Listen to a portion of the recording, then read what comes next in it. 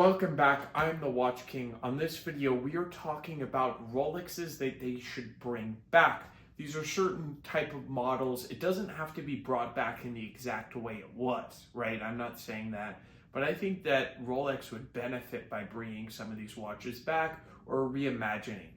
This is a fun video, so these are just my opinions. I would love to know yours in the comments below. Jumping into it, so the first one I want to cover is the watch on my wrist. This is my favorite Datejust that Rolex has ever made, a 1630.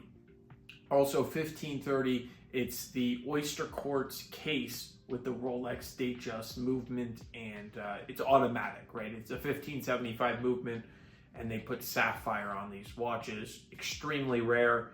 They only made about 1,000 to 2,000 between both of them on both lines. So very, very rare watch. And I think that they would benefit from it substantially if they brought it back in the automatic version.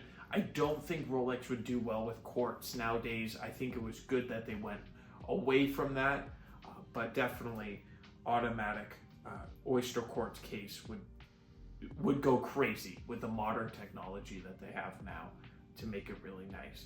Another thing is a piece that they discontinued. I think that it was a flop because of its size and the way they went about it, but the Thunderbird, it was discontinued in the 2000s, early 2000, mid to early 2000s, I believe, or maybe even later, like 2010s, around that era. But it was discontinued and has been for some time now. What I think they did wrong with the Thunderbird, yes, they integrated it with the fluted bezel. That's how it was on the original ones, but they should have increased the size and made the bezel a little less just fluted, that's rotatable. I think they should have made it a little bit nicer, and I think that watch will do very well. If they make it that watch 38, 39 millimeters, preferably 38 for me, because I like a little bit smaller, but because it's classier. But either way, they're fantastic watches, and I think they could benefit from a repurpose, right? Now, very obviously that Rolex got rid of the Milgauss. That's another piece. Now, if the Milgauss comes out with that rotatable bezel, which they should, in my opinion, then that will make the Thunderbird kind of, doesn't need to come back. But the Thunderbird would come back because of the fluted bezel, rotatable. That's sort of a unique thing that watch has.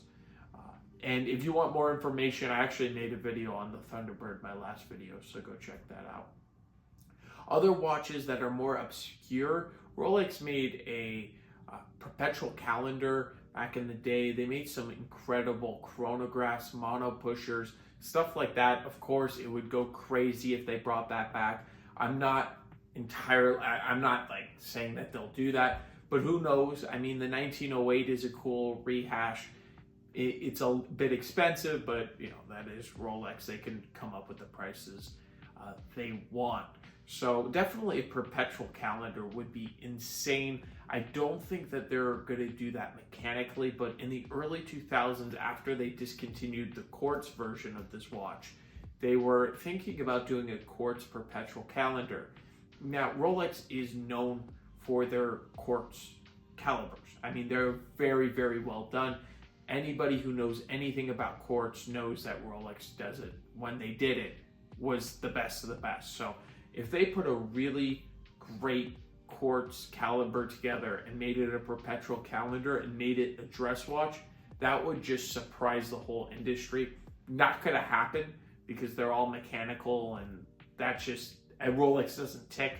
I mean, the watch wouldn't tick, it wouldn't have a second hand, but you know what I mean, a watch like that. So that is just some things that I think that they should bring back or redo. I would love to know your opinions. This is just a fun little video. I think that just a look back in the past. So let me know if you're curious or looking for any type of vintage watches.